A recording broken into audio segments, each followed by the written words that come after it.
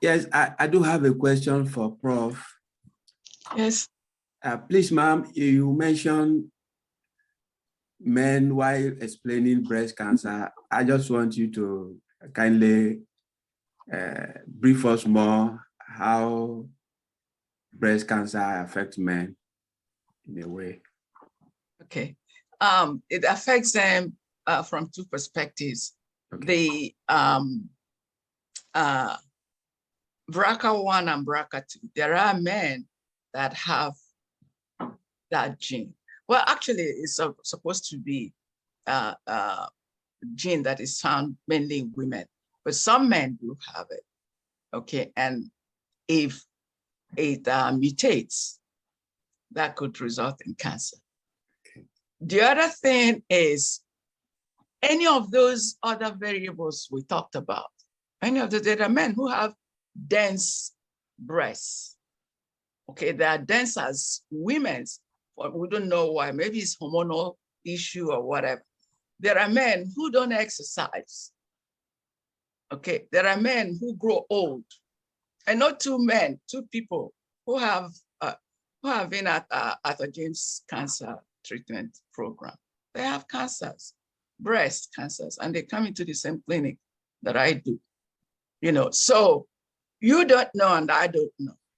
But if you do any of or all of those things that we say you should do, living healthy lifestyles and all that, you're more likely to prevent it.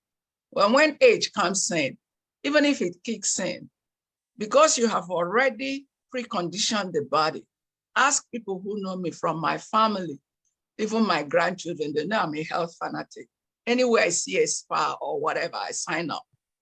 Okay, anywhere I can do exercise, I will bicycle, I will walk. I do even, before I got this breast cancer, I was doing like 10,000 steps a day after going to the gym for about 2 or 3 hours.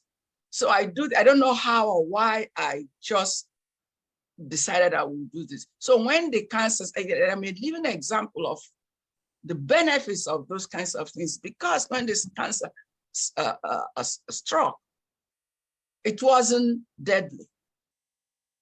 You see what I'm saying? Because the body is already conditioned. I had the lump for over 20 years. Can you imagine? And then when it decided it to become cancerous, it couldn't metastasize before it was discovered. Because I was always going for mammograms. I was always doing. So back to your question about men, we don't know. We don't know. That is why we say, do all of these things. So even if it comes, right, it won't be very hard.